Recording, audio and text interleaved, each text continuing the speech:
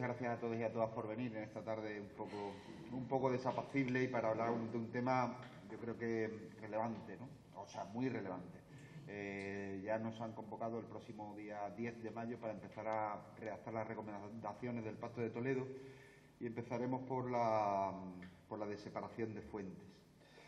A ver, vamos a ver.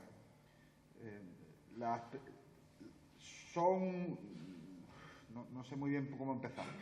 Creo que hay que ser equilibrado, ¿no?, en el análisis de lo que está ocurriendo, sobre todo con el tema de las pensiones, para poder enfocar bien las vías de salida y la solución a lo que son el darle contenido a lo que son los principales ejes que deben articular un sistema de pensiones público como el que tenemos en España. ¿Cuáles son esos principales ejes con los a los que debe dar satisfacción un sistema público de pensiones en España?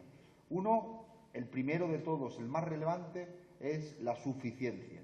Es decir, el sistema público de pensiones tiene que generar las pensiones para que todos los pensionistas y todas las pensionistas puedan vivir bajo unas condiciones de vida dignas una vez que han acabado con su vida laboral, o bien cuando se ha producido alguna contingencia, algún accidente a lo largo de su vida que le impide poder seguir desarrollando su vida laboral. Ese es el primer elemento fundamental. Con eso como objetivo, tenemos que conseguir que el sistema sea al mismo tiempo sostenible financieramente. Es decir, tenemos que conseguir que los ingresos que entran al sistema permitan que ese sistema no quiebre en algún momento. Y que al mismo tiempo se mantenga el elemento de solidaridad intergeneracional, que es la base del sistema.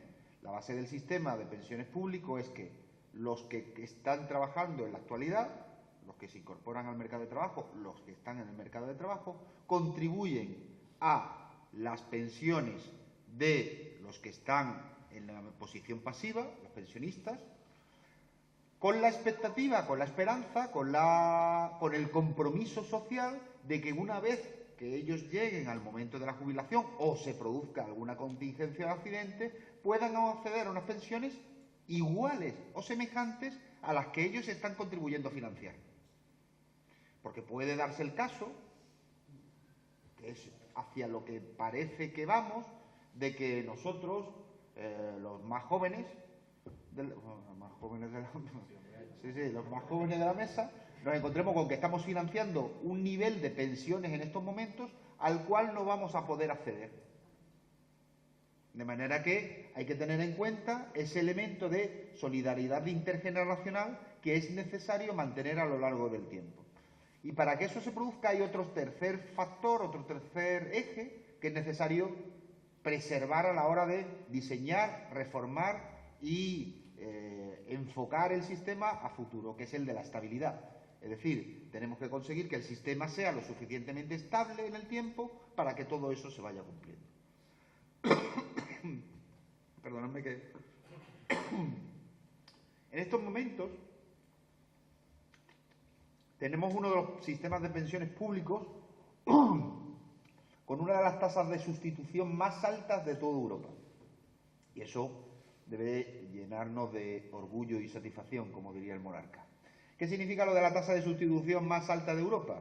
Pues que la pensión que cobra un pensionista que sale del mercado de trabajo, en relación con el sueldo que cobraba antes, es de los más altos de Europa. Es cierto que en Europa el sistema no es mucho, en la mayor parte de los países europeos, el sistema es mucho más mixto. Hay una pata social complementada en algunos casos, con una pata mixta de naturaleza empresarial, es decir, aportes que se han hecho en el seno de la empresa por parte de trabajadores y empresarios, como una especie de fondo de pensión privado, pero en el marco de la empresa. Y luego hay las contribuciones que cada uno quiere hacer en términos de fondos de pensiones privados. De manera que nosotros, en términos de pensión pública, de la pata pública, nuestra tasa de sustitución es muy alta. ¿Por qué? Porque, entre otras cosas, la pata mixta, la de los fondos de pensiones de naturaleza empresarial, apenas se ha desarrollado, y la pata de las inversiones privadas, de los fondos de pensiones privados, apenas se ha desarrollado, entre otras cosas porque es una estafa. Y afortunadamente los pensionistas, o sea, los trabajadores y trabajadoras de este país, parece que se han dado cuenta de eso. El que la tasa de sustitución sea más alta, que es un motivo de orgullo, se convierte en un motivo de argumento en contra que trata de utilizar el gobierno para decir tenemos que reducir esa tasa de sustitución. ¿Por qué? Primero porque lo dice la Unión Europea, que seamos excesivamente generosos. Ahora explicaré con un poco de detalle todo eso, ¿no? Segundo, porque lo que tratan es de fomentar el desarrollo de patas complementarias, de las otras patas complementarias.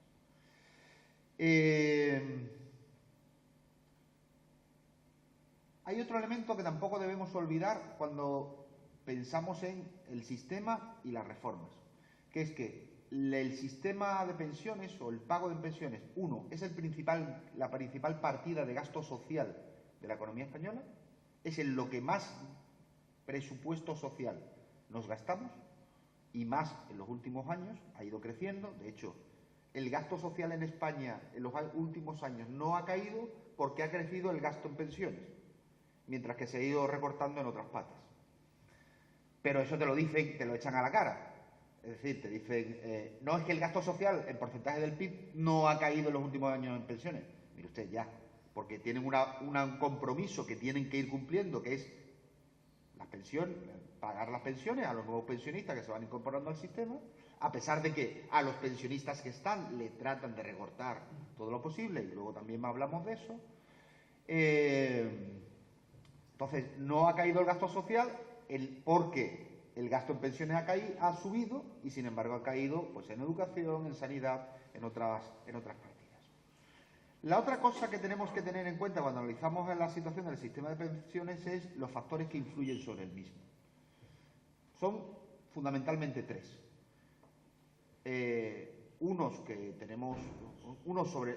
Dos sobre los que tenemos una cierta capacidad de incidencia en estos momentos, y uno sobre el que menos, aunque la podemos modificar a futuro. El principal, sobre el que no tenemos capacidad de incidencia en estos momentos, es la demografía. Se está incorporando al sistema de pensiones la gente que viene de la generación del baby boom, que fue la generación más amplia de la sociedad española, la gente que nace en los 60, 70, empiezan a finales de los 50, 60, se está jubilando anticipadamente o entran, pero el grueso está por venir en los próximos años, y eso genera un problema, y es un problema demográfico. ¿Significa que la demografía es lo más importante y que por lo tanto hay que recortar en pensiones porque no se van a poder pagar en pensiones? No. Significa que hay un escenario a futuro que hay que prever, que en los próximos 30 años se va a producir un incremento, el mayor incremento de pensionistas de la historia de este país. Y que, por lo tanto, hay que pensar cómo hacer frente a los ingresos necesarios para esa generación, que es la mía y que es la de Juan, pues pueda hacer frente, el sistema pueda hacer frente a la incorporación de estos pensionistas al sistema. Y que además se incorporen al sistema,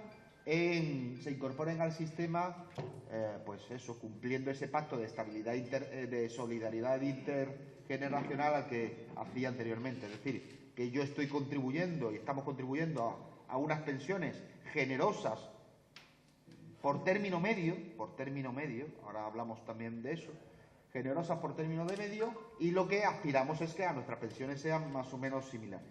¿Cuáles son los otros dos factores que inciden fundamentalmente?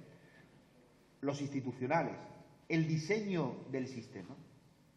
El diseño del sistema es si la edad de jubilación es a los 65, a los 67, a los 70 o a los 60. Si para calcular la pensión calculamos los 15 años últimos, los 15 años mejores de cotización, 20 años, 25 años o toda la vida laboral.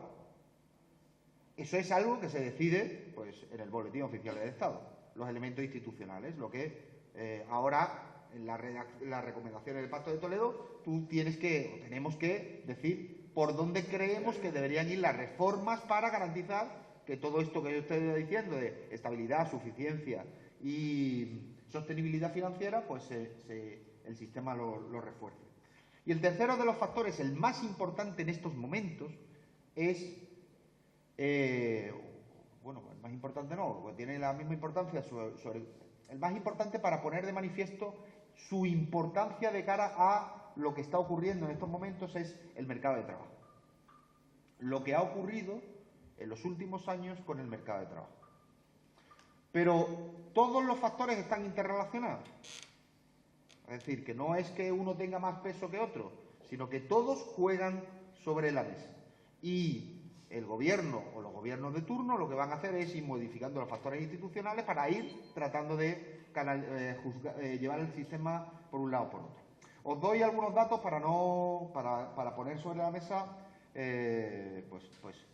esos elementos, ¿no?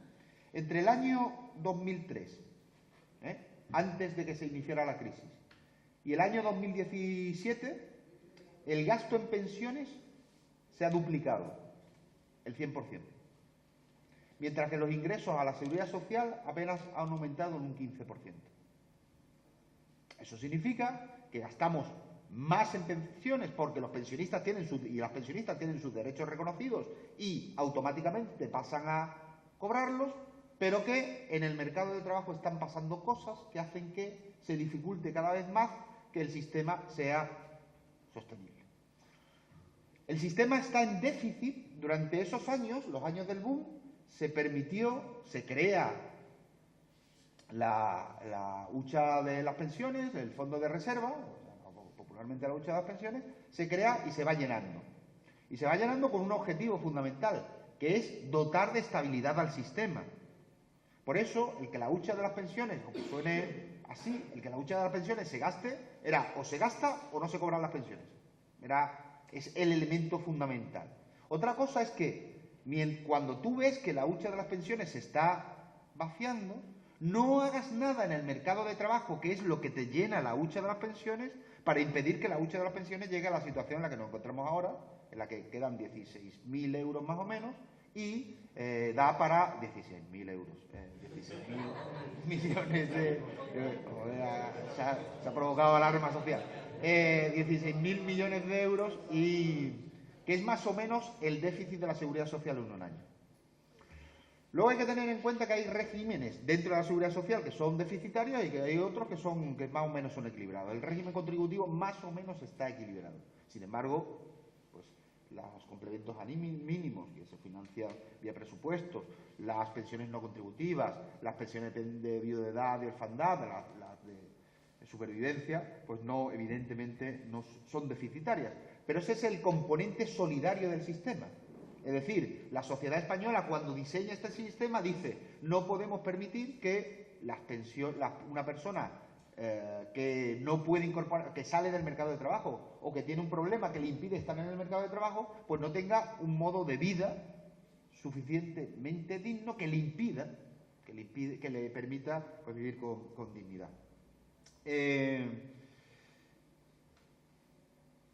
Si hablamos en términos ya no de ingresos, sino de personas, en ese periodo los pensionistas han aumentado en torno a 1,5 millones de personas. Hay en torno a un 20% de pensionistas. Los cotizantes no han llegado a los 800.000, es decir, se ha duplicado el número de pensionistas con respecto al número de cotizantes.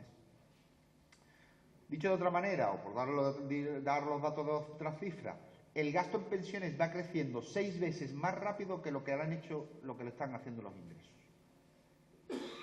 En un contexto, además, en el que las personas que entran al sistema cada vez tienen una pensión porque sus vidas laborales han sido más o menos estables, menos, bueno, pues estos últimos años de la crisis que han provocado un problema enorme sobre todo en aquellas personas mayores que han sido despedidas de sus puestos de trabajo, que no han vuelto a encontrar el empleo y que pasan a incorporarse al sistema de pensiones en una situación pues, con casi toda su vida laboral recorrida en buenas condiciones, y los últimos años con esta tragedia que se ha producido en estos años.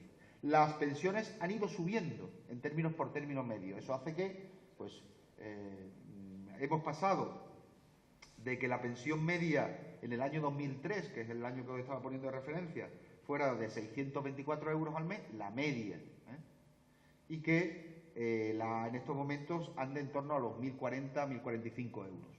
Casi se duplica la media. ¿Eso significa que todo el mundo cobra esa pensión? No, significa que en estos momentos, pues, en torno al 23-25% de los pensionistas vive bajo el umbral de la pobreza. Eso de la media significa que, en términos de la cosa esta de si entre Rosa y yo, Rosa y yo tenemos un pollo aquí y yo me como el pollo, estadísticamente nos hemos comido medio cada uno, a pesar de que me lo he comido yo entero. El 61% de las pensiones son inferiores a 800 euros, es decir que hay pensiones que son muy elevadas que hacen que la media sea más alta y luego otras más bajas. Entonces, tenemos esos problemas, tenemos el problema demográfico que no se puede ocultar, tenemos el problema del mercado de trabajo que no se puede ocultar y tenemos el problema de cómo enfrentar esas reformas. El problema es que el marco en el que tenemos que hacer las reformas es un marco consensuado, que son los pactos de Toledo, y donde es muy complicado que la población, especialmente los mayores, entiendan, los mayores y los jóvenes, ahí no, yo creo que entiendan que es un consenso tramposo, que es un consenso que te obliga a ir siempre en una determinada dirección. Y la dirección es siempre la de los recortes.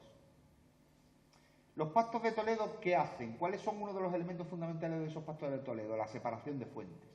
Es decir, el que los ingresos que van a ir a los pensionistas vengan del mercado de trabajo, de las cotizaciones a la seguridad social. Y que luego haya determinados regímenes que cubramos entre todos, especialmente las no contributivas, a través de los impuestos, a través de los presupuestos generales del Estado. Pero la parte gorda, el régimen contributivo, se nutre de las cotizaciones a la seguridad social. No es un régimen mixto donde, como ocurre en otros países, donde el Estado pone una parte y los trabajadores y las empresas ponen otra y todo se une y sale, sino que las pensiones contributivas salen de las cotizaciones a la seguridad social. Por lo tanto, si las cotizaciones bajan, los pactos de Toledo te llevan siempre a bajar la pensión. Porque te dicen, no, hemos separado fuentes, hay una parte que es contributiva vinculada al mercado de trabajo y hay una parte solidaria vinculada a los impuestos. Y no me pidas impuestos para pagar la parte contributiva si aparece el déficit. No me pidas, no, pero, o sea, de hecho, lo que los impuestos, el préstamo que se ha solicitado este año, si ahora os aclaro sobre eso, de los 10.000 millones, van para esencialmente la parte no contributiva del sistema, que ya no se puede financiar tampoco por la vía de los excesos en la cotización de la seguridad social. Entonces, ¿por dónde te lleva el Pacto de Toledo? Es adecuar los ingresos, los gastos, a la evolución de los ingresos. Es decir, que si los ingresos van cayendo, los gastos, el gasto en pensiones, tenemos que irlo reduciendo. ¿Dónde se ve eso de forma más evidente? En las dos últimas reformas que han tenido las pensiones, que han sido la del Partido Socialista de 2011 y la del Partido Popular de 2013. En ambas reformas, en lugar de centrarse en vamos hacia una situación de déficit en la seguridad social, cómo conseguimos obtener más ingresos, han ido hacia reformas que iban a cómo recortamos los gastos para que ahora que caen los ingresos podamos seguir manteniendo un cierto equilibrio. Y por eso el discurso que se traslada siempre es la sostenibilidad del sistema. Ya, pero si es que si usted me va recortando cada vez más los gastos, significa que la suficiencia del sistema, la capacidad del sistema para mantener pensiones dignas, se va disminuyendo también. Entonces, ¿cuáles han sido los elementos de recorte? La del PSOE fue la más dañina de todas. La del PP introduce elementos de daño a futuro. La del PSOE fue la más dañina en términos de lo que se le recorta la pensión a un pensionista que se incorpora mañana al sistema al día siguiente de entrar en vigor la reforma, que no ha entrado por completo.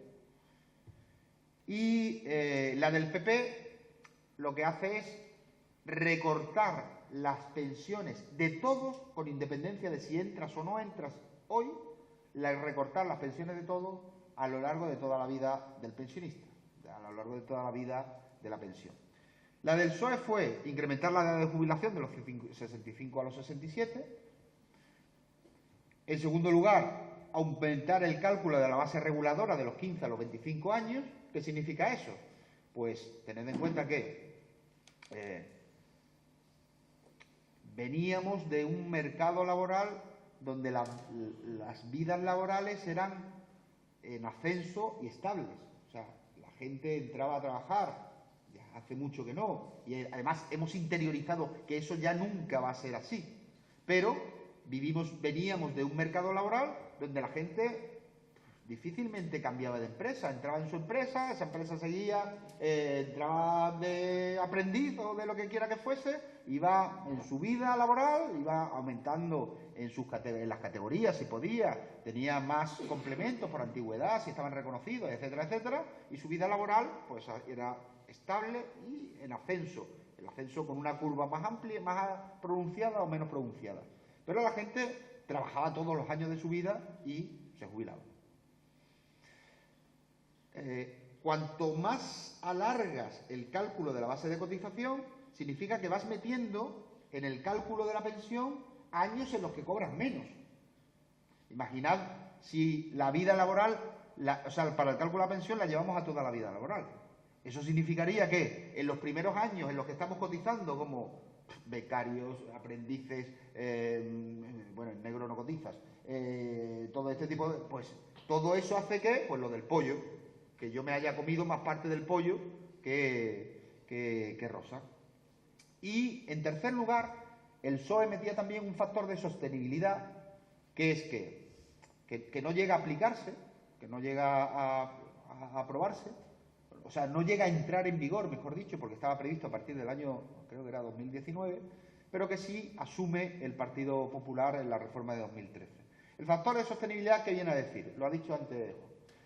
Viene a decir que si la esperanza de vida aumenta, porque los mayores aumentan, eso significa que tenemos que recortarle o sea, es como, vamos a ver, vamos a calcular cuánto vive un pensionista y cuál va a ser el coste de la pensión para la seguridad social a lo largo de toda su vida.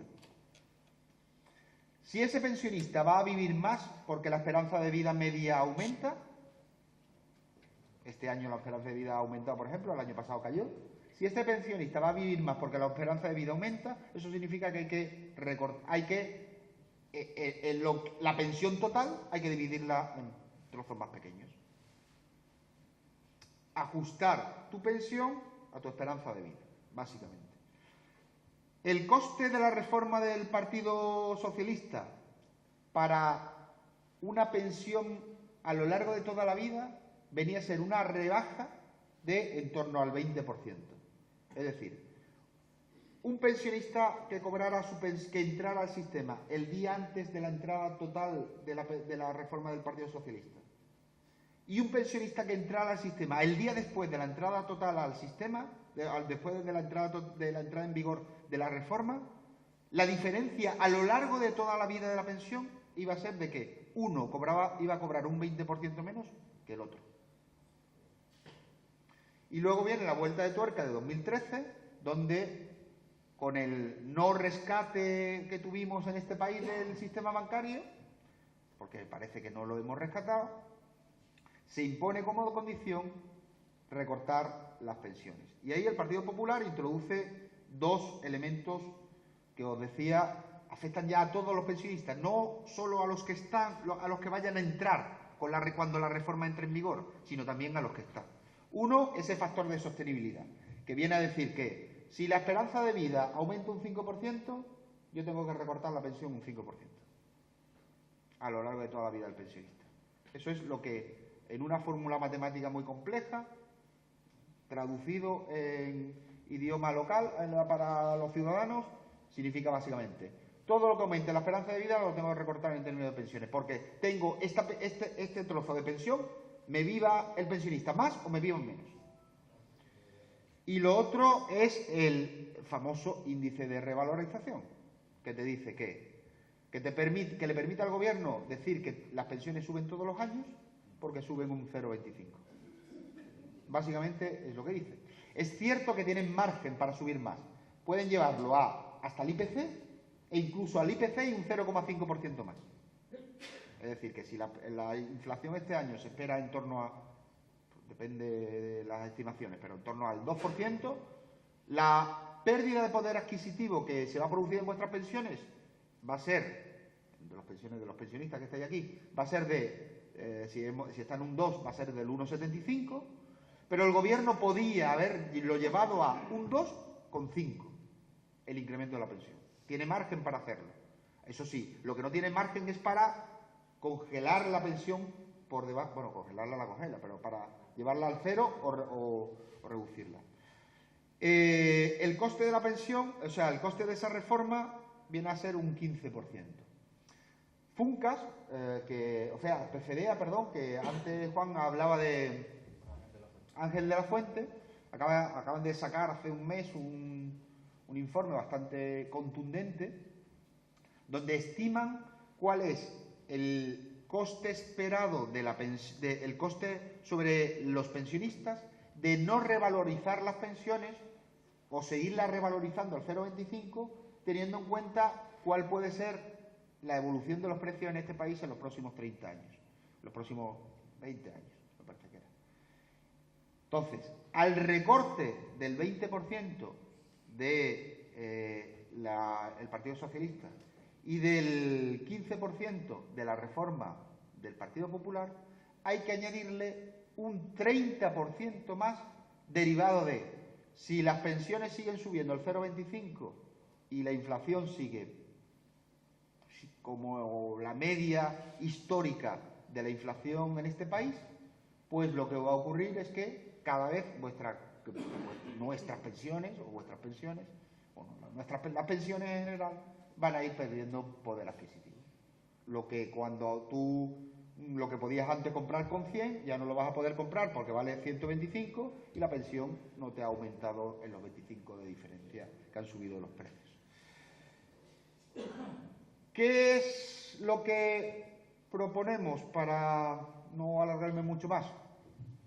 Básicamente, que las reformas institucionales, es decir, las reformas sobre las que tenemos capacidad de incidencia, vuelvan a recuperar la suficiencia de las pensiones, a mejorar la suficiencia de las pensiones para ese 60% de pensionistas que no cobran los 800 euros, aunque tener en cuenta ahora que vivimos en un mundo tan loco, en una situación tan loca, en el que la pensión media es superior al salario medio. Lo que cobra un pensionista por término medio es superior a lo que cobra un trabajador o una trabajadora en el mercado de trabajo por término medio. Se han invertido completamente los términos de la sociedad. Es decir, que los pasivos cobran más que los activos, que son los que nutren la fuente de la que viven los pasivos. ¿Qué es lo que planteamos? Pues hay márgenes básicamente por la vía de, y ahí sí vuelvo a donde Juan empezaba, por la vía de asumir que hay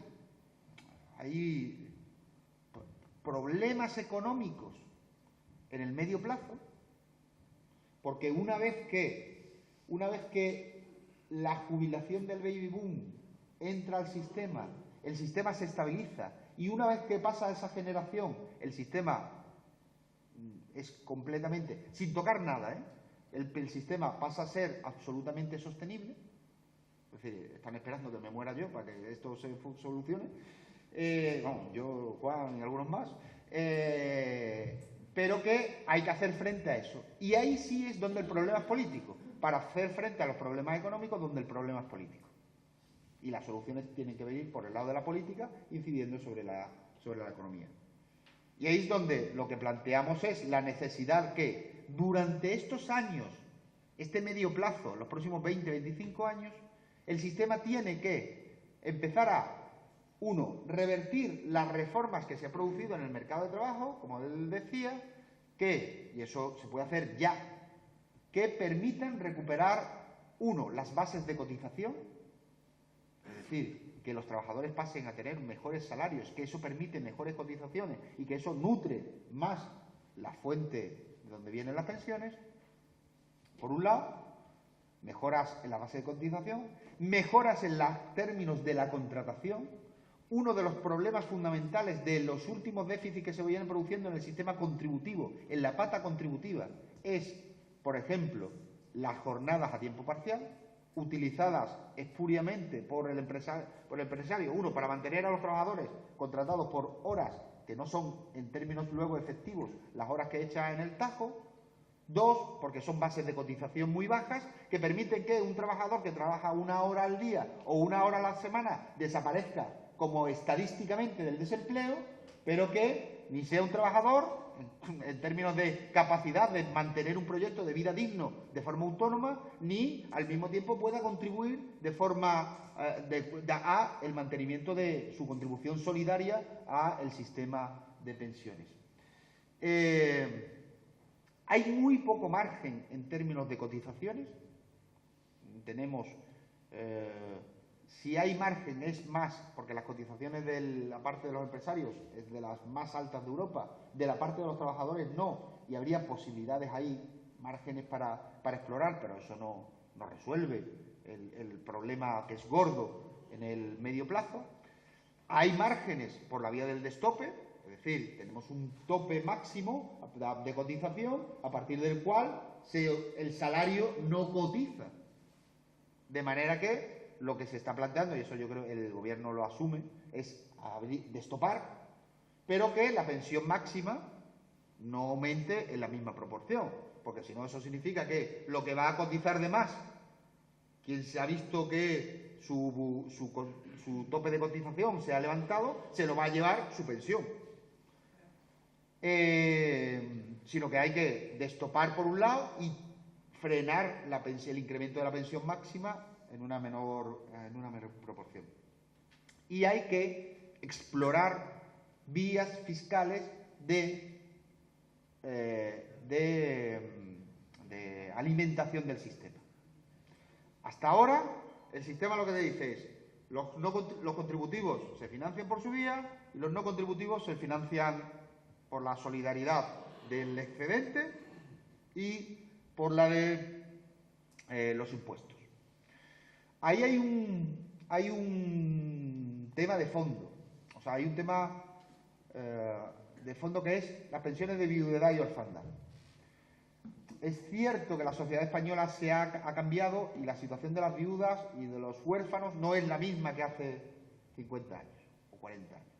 Pero tampoco es la que te pinta el Partido Popular, que es fijaros el cinismo que utilizan, o sea, esto me lo ha dicho a mí el secretario de Estado de Seguridad Social, Tomás Burgos. Es que, Alberto, tú piensas que es que la Pantoja tiene una pensión de viudedad, porque es perfectamente compatible la pensión de viudedad con los ingresos, por otra vía.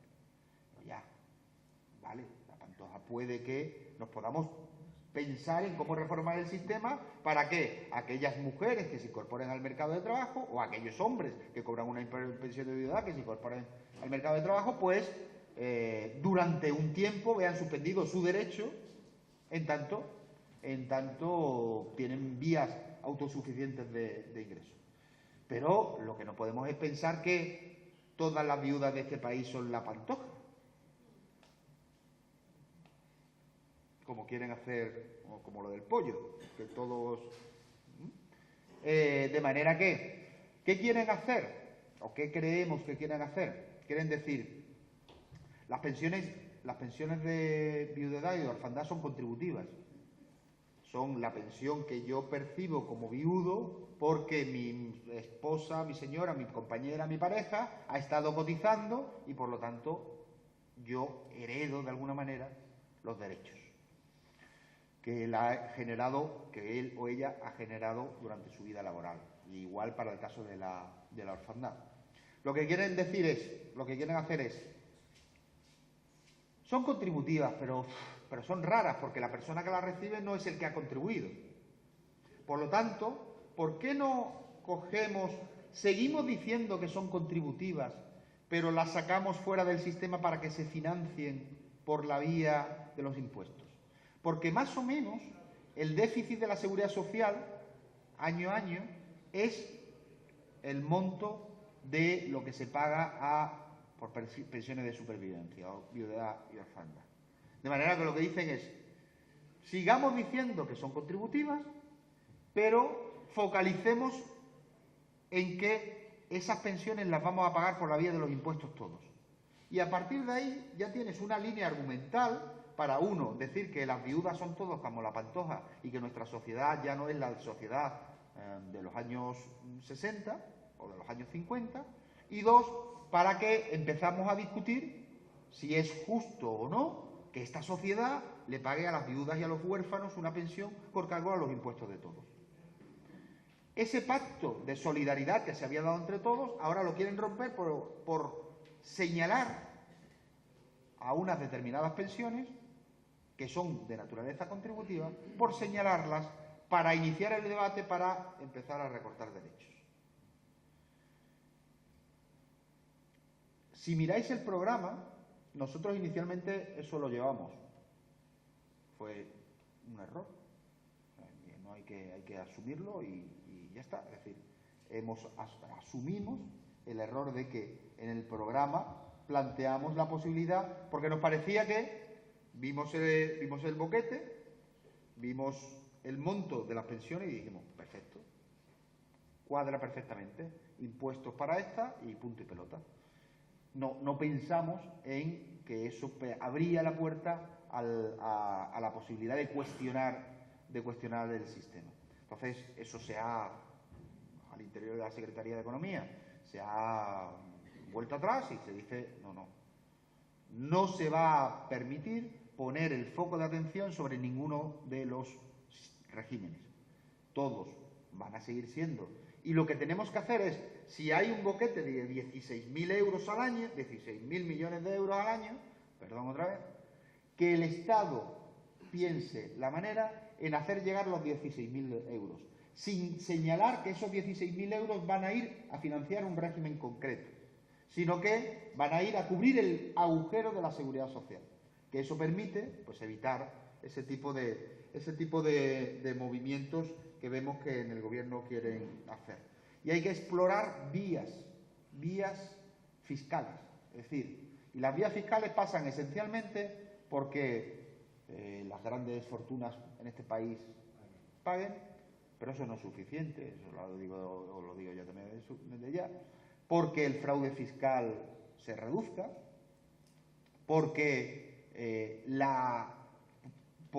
dejemos de ser uno de los países que menos impuestos paga. Es decir, si tenemos una brecha importante en términos de gasto social con respecto al Producto Interior Bruto, con respecto a Europa, más grande es la brecha que tenemos en términos de ingresos. Somos uno de los, si en términos de gasto está en torno a 7 puntos, en términos de ingresos está en torno a 8 puntos. De manera que lo que vamos a tratar es de buscar mecanismos por la vía de los impuestos, ya sea reforzando alguno, ya sea dedicando algún tramo de alguno a la financiación, para evitar que lo que ha ocurrido este año se produzca. Y ya con esto termino. ¿Qué ha ocurrido este año? pues que queda más o menos en la hucha de la Seguridad Social el dinero necesario para pagar las pensiones del año que viene. Porque con la hucha lo que se pagan son fundamentalmente las pagas extras y ¿cómo se dice? Las pagas extras. La mayor parte en las pagas extras. Sí, exactamente, el IRPF de los pensionistas. En el debate estaba, lo que hay es para pagar el año que viene, eso está cubierto. En el debate estaba el Ministerio de Trabajo quería que todo eso se financiara con deuda, es decir, mantener esos 16.000 millones ahí como una especie de reserva. El Ministerio de Economía decía que no, que se acabara primero el fondo y luego ya se emitía deuda. Llegó Rajoy en su versión salomónica y dijo, ni para uno ni para otro, tú emites la mitad de deuda y tú te gastas la mitad del fondo. Con lo cual preveemos que esto va a ser también lo que ocurra para este año siguiente y el próximo, que todavía hay márgenes. Porque lo que ocurre es que los ingresos a la Seguridad Social siguen sin recuperarse a pesar de que el empleo aumenta. ¿Por qué? Pues por lo que os decía antes. Las bases de cotización son muy bajas, las bases de los salarios son muy bajos y las figuras contractuales que se están utilizando no generan suficientes ingresos impositivos, ingresos por cotizaciones, como para que se cuente un empleo como un ingreso suficiente. Y ya está, no alargarme más porque si no, no va a haber demasiado tiempo para el debate. Muchas gracias.